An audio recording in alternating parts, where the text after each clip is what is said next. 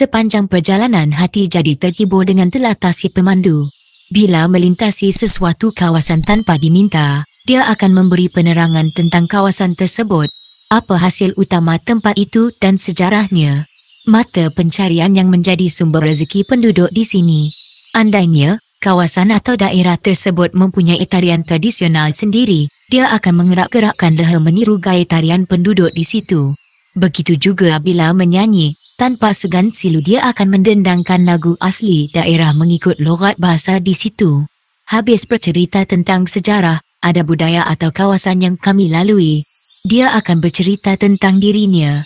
Si pemandu bagaikan bernostalgia dengan dunia pelaut yang ditinggalkannya. Mulutnya tidak mengenal penat menceritakan kota pelabuhan yang disinggahinya.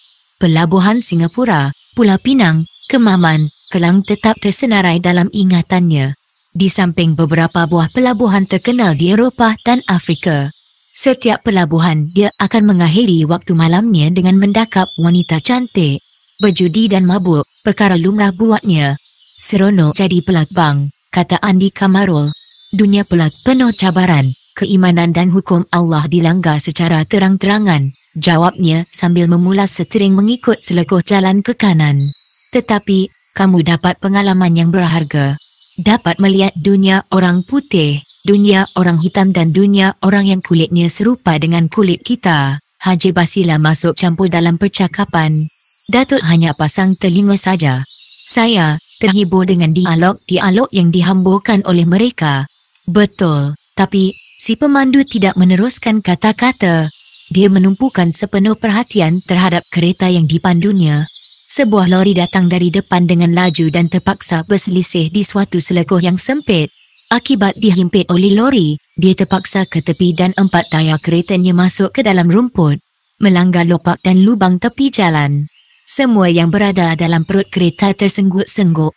Driver yang mementingkan diri sendiri, tak mahu fikir langsung tentang keselamatan diri orang lain. Rungut pemandu sebaik sahaja kereta yang dipandunya berada semula di atas jalan raya.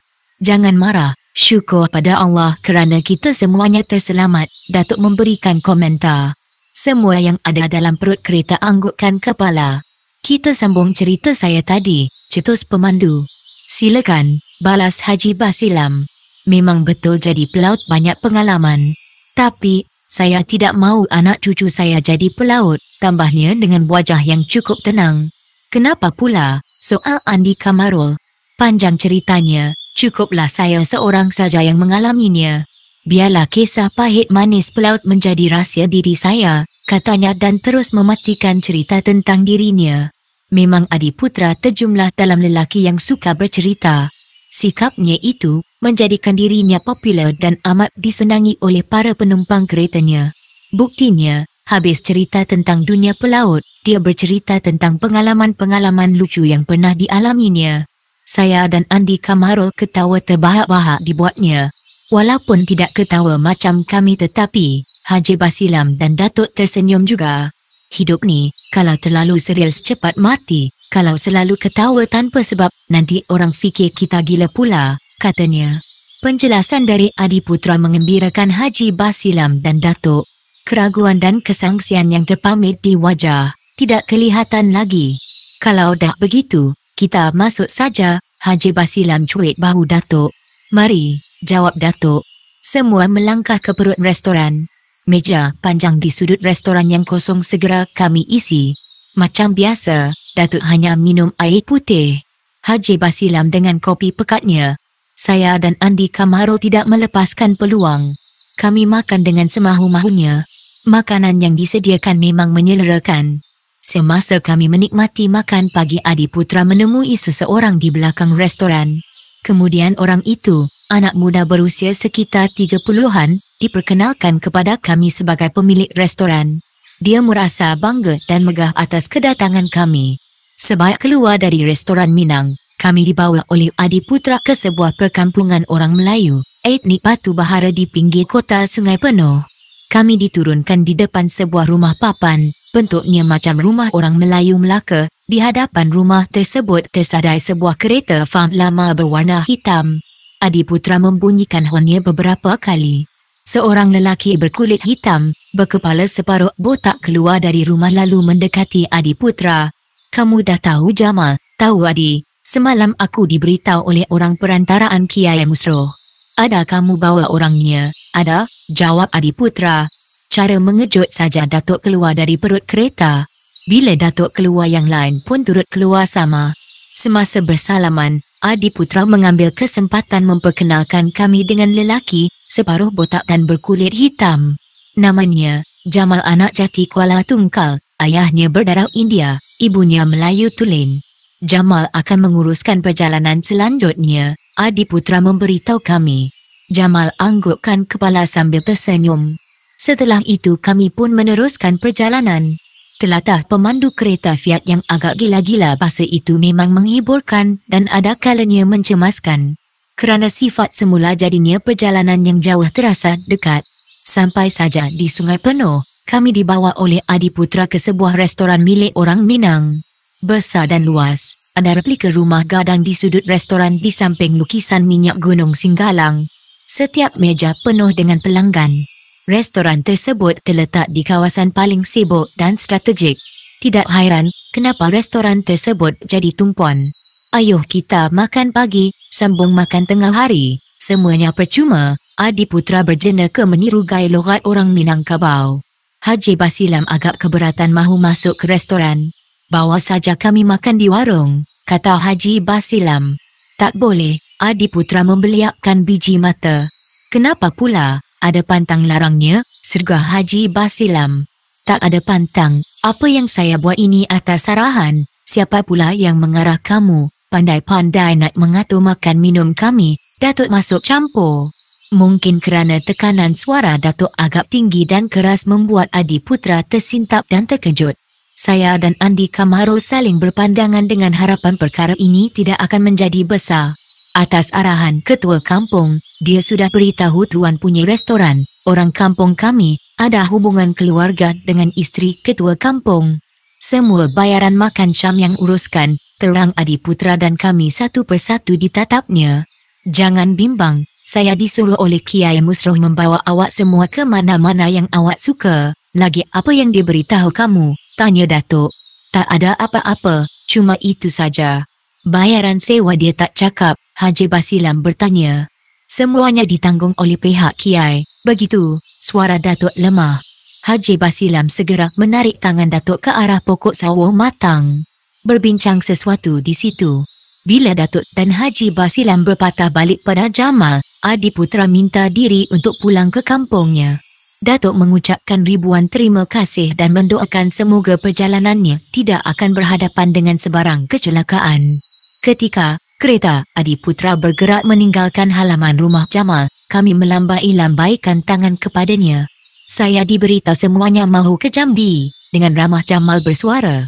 Betul, balas saya. Sila masuk. Tapi, kami tidak mahu terus ke sana Jamal, kata Haji Basilam. Mau ke mana pula? Terbeliak biji mata Jamal. Turunkan kami di rumah batu besar tepi jalan sebelum sampai ke Jambi. Tambah Haji Basilam. Mulut Jamal terlopong, mukanya nampak pucat. Dan dia mula ragu-ragu dengan apa yang diucapkan oleh Haji Basilam. Kenapa kamu terkejut? Tanya Haji Basilam. Tiada jawapan dari Jamal. Kamu sangsi dengan kami? Andi Kamarul pula menyoal. Macam tadi juga, tiada jawapan dari Jamal. Kamu tak mahu menghantar kami ke tempat tersebut, Datuk minta kepastian. Jamal nampak serba salah.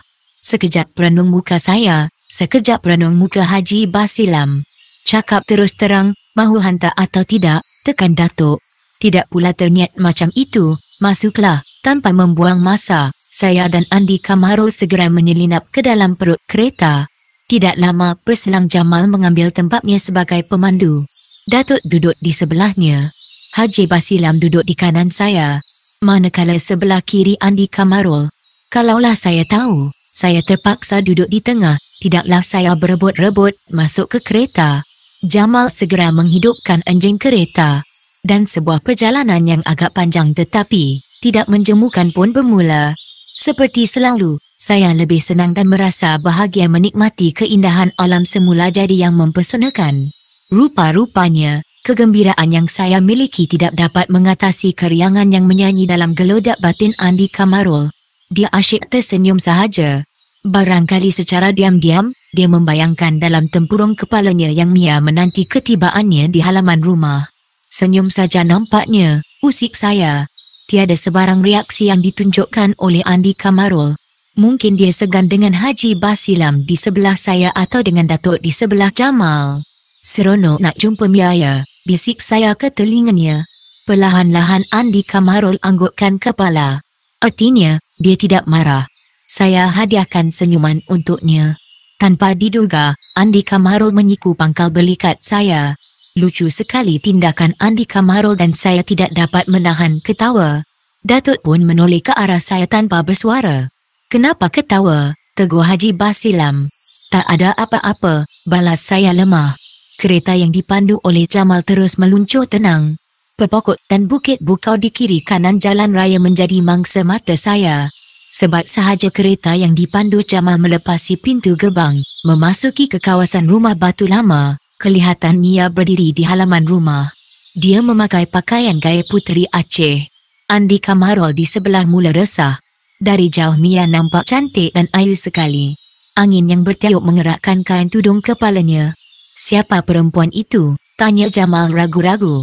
Pemilik rumah batu ini, jawab Datuk di sebelahnya. Dari nada suara itu, Datuk dan Haji Basilam dapat rasa bimbang yang bergolak dalam dada Jamal. Gadis itu manusia, bukan hantu atau jembalang. Agaknya, kamu banyak mendengar cerita yang kurang baik tentang rumah batu lama ini. Haji Basilam cuba mendamaikan perasaan Jamal. Memang, cerita tentang rumah ini memang menakutkan. Semua orang kata, penghuninya bukan manusia. Datuk senyum mendengar cakap Jamal itu. Aku buktikan cakap mereka tak benar. Haji Basilam menepuk bahu kiri Jamal penuh mesra. Jamal berhentikan keretanya betul-betul di hadapan Mia. Dengan cepat Mia menekan lalu membuka pintu, mempersilakan Datuk turun. Tanpa diduga Andi Kamarul mendahului Datuk. Tanpa membuang masa menghulurkan tangan dan Mia menyambutnya. Tindakan Andi Kamarul mengejutkan Datuk dan dianggap kurang sopan. Tetapi, sebagai orang yang kaya dengan pengalaman mereka hanya tersenyum. Menyedari perbuatannya keterlaluan, perlahan-lahan Andi Kamarul beredar dari sisi Mia mendekati saya yang tercegat dekat bonet kereta Fiat. Kamu ni tak sabar Andi, saya mengusik. Andi Kamarul menelan air liur. Kemudian tunduk merenung rerumput di halaman. Rasa kesal terbayang di mukanya. Jangan marah, aku bergurau saja, saya menambah. Tak jadi hal, tak apa Tama. Aku dapat mengawal perasaan. Entah mengapa, sejak di sungai penuh lagi aku terbayang-bayangkan mukanya. Satu pengakuan yang jujur dan ikhlas dari Andi Kamarul. Sesungguhnya, keikhlasan dan kejujurannya membuat saya terasa akan kehilangan sesuatu yang saya idamkan dalam hidup ini. Mia kian jauh dari saya.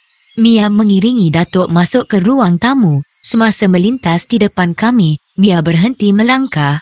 Andi masuklah, jangan segan-segan, pelawannya. Wajah Andi Kamarul kembali ceria. Dia segera mengekori Datuk dan Mia masuk ke ruang tamu. Kerana Haji Basilam masih bercakap-cakap dengan Jamal, saya membatalkan hasrat mengekori mereka. Sebaliknya, saya mendapatkan Haji Basilam dan Jamal. Kamu sudah melihat dengan mata kepala kamu, Haji Basilam renung muka Jamal. Perlahan-lahan Jamal anggukkan kepala. Dia manusia, macam aku dan kamu, tambah Haji Basilam. Jadi kamu jangan percaya dengan cakap-cakap orang. Dia anak buah aku, maafkan saya kerana beranggapan buruk. Jamal memegang bahu kiri Haji Basilam. Mereka berpelukan. Gelagat dua manusia itu dalam perhatian saya. Masuk dulu, kopi dah tersedia. Saya menoleh ke arah Mia di belakang. Tidak sedar waktu bila dia datang. Ya, masuk minum dulu Jamal, Haji Basilam mengajak. Terima kasih, biarlah saya balik ke Sungai Penuh. Tugas saya habis di sini. Jamal masuk ke kereta lalu menghidupkan enjinnya. Kereta bergerak dan membuat pusingan menuju ke pintu gerbang. Selamat jalan, kata saya sambil melambaikan tangan ke arah Jamal. Selamat tinggal, terima kasih, Jamal membalas lambaian tangan kami. Sepasang anak mata hitamnya yang nakal menyorot wajah Mia yang kemerah-merahan di panah matahari. Kereta Fiat pun melepasi pintu gerbang. berbelok ke kanan menuju ke Sungai Penuh. Saya, Haji Basilam, Mia melangkah menuju ke ruang tamu. Datuk dan Andi Kamarul menanti kami di situ. Bila sudah duduk semeja, bermacam-macam cerita timbul. Orang yang paling rancak sekali bercerita ialah Haji Basilam. Setiap peristiwa yang dilalui diungkap kembali kepada Mia. Sesekali Andi Kamarul mencelah. Walaupun tidak ada kisah menarik disampaikan oleh Andi Kamarul, Mia tetap ketawa. Setelah menunaikan sembahyang asar, saya berehat di bangku antik di bawah pokok bunga Tanjung. Andi Kamarul menghabiskan masa dengan bersia-sia di kaki bukit menikmati kemerduan suara burung merbuk. Kedatangan kali ini, saya terasa macam ada sesuatu perkara yang tidak diduga akan berlaku. Sejak tiba Datuk dan Haji Basilam nampak sibuk sekali. Tidak putus-putus bercakap dan berbincang dengan Mia di ruang tamu. Saya dan Andi Kamarul tidak pula diundang. Mereka seperti merahsiakan sesuatu daripada kami. Dari bawah pokok bunga Tanjung saya merenung ke arah ruang tamu. Mereka masih berbincang. Didorong oleh rasa ingin tahu, secara sembunyi-sembunyi saya bergerak ke arah tepi tingkap, mengikuti perbincangan mereka. "Sudah kamu sampaikan pesan aku pada abang kamu?" tanya Haji Basilam. "Sudah Ayah Alang." "Apa katanya?" "Dia mengikut saja." "Baik," kata Ayah Alang, "baiklah untuknya. Kamu bagaimana? Setujukah?" Haji Basilam tatap anak mata hitam Mia. Ada senyum nipis di wajahnya dan akhirnya Mia mengangguk lembut.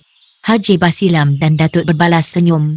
"Sebenarnya, sepanjang minggu ini abang saya ada di sini. Minggu depan dia nak ke Jakarta." Mia membuka rahsia.